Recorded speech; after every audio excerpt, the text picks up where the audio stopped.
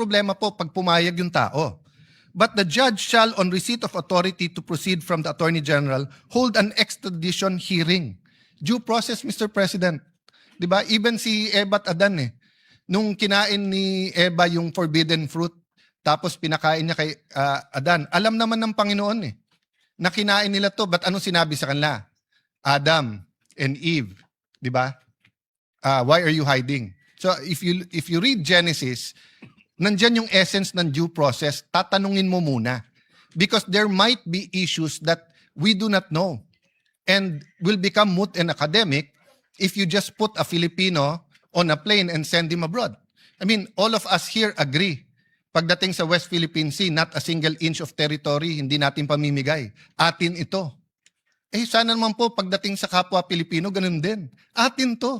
Kababayan natin to. Tao to. No? Hindi dapat basta't sinosurrender sa kahit sabihin mong meron po tayong treaty. At pag tinignan mo po yung treaty na yung treaty na yun mismo, nire-recognize ang ating judicial authorities. Baka sabihin po natin, well, Canada at UK yan. Well, ang sagot ko po doon,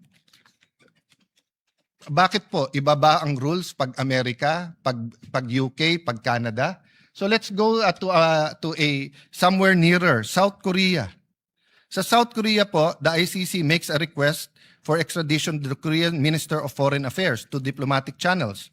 The Minister of Justice reviews whether the extradition request complies with the act of the extradition treaty and may either order the Chief Prosecutor of Seoul High Prosecutor's Office to assign a prosecutor to request the court's judicial review on the extradition, or choose not to order the request based on grounds to refuse extradition or other reasons minister considers appropriate to refuse extradition. Hindi ko na po babasahin dahil medyo mahaba, pero yung essence po ay nasa judicial authorities pa rin nila. Ganun din po sa surrender. Based on the court order, the Minister of Justice may make the final decision to release or extradite the requested person. So, Mr. President, ano po gagawin natin lahat kung bukas, February 26, ang headline sa lahat ng dyaryo natin, 25 PNP generals, 25 AFP generals, members of the Communist Party of the Philippines, several media practitioners and editors, several congressmen, senators, cabinet members, God forbid, the President of the Republic of the Philippines, ay na-issuean ng ICC. And bigla na lang kukunin, isasakay sa airplano. And sasabihin nyo, sir, hindi, umalis na kasi tayo sa Rome Statute. Hindi po.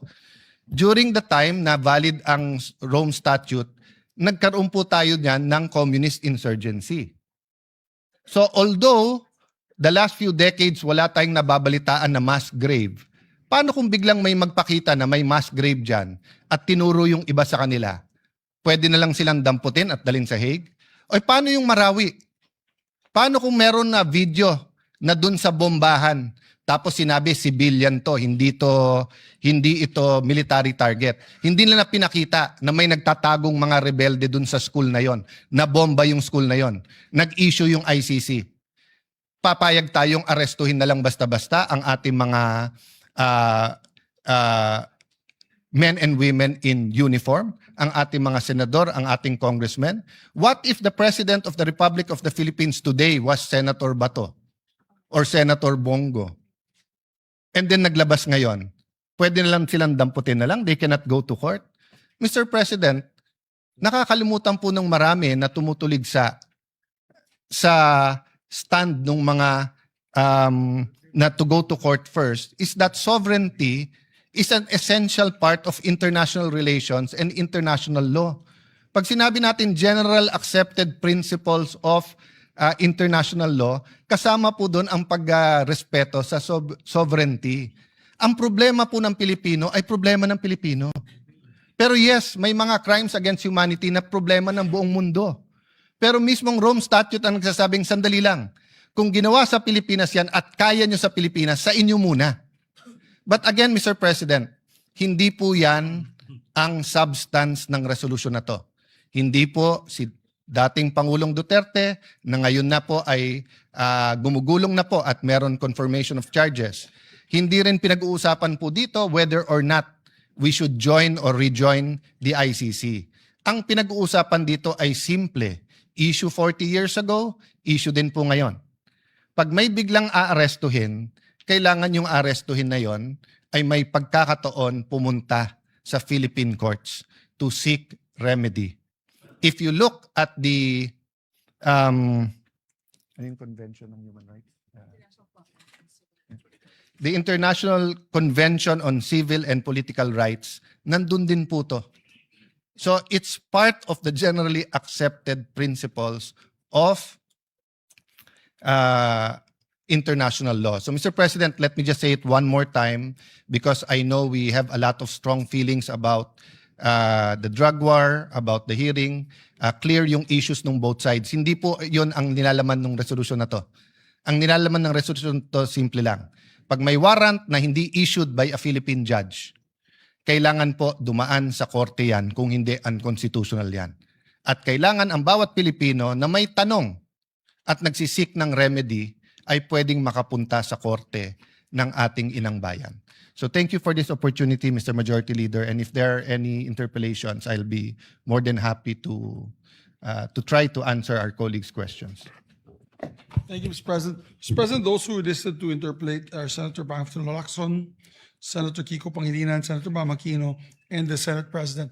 But I believe they're asking if they can do it on Monday when there are more people, I think.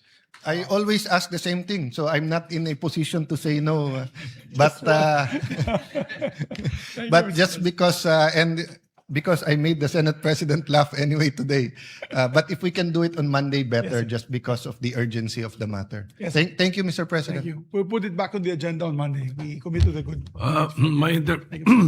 My interpellations is very simple. It's about wordings, but let's do it on Monday after I listen to the other interpellators. It'll be a Thank you, sir. privilege, Mr. President. Thank you. po. Thank you very much, sir, Minority Floor Leader.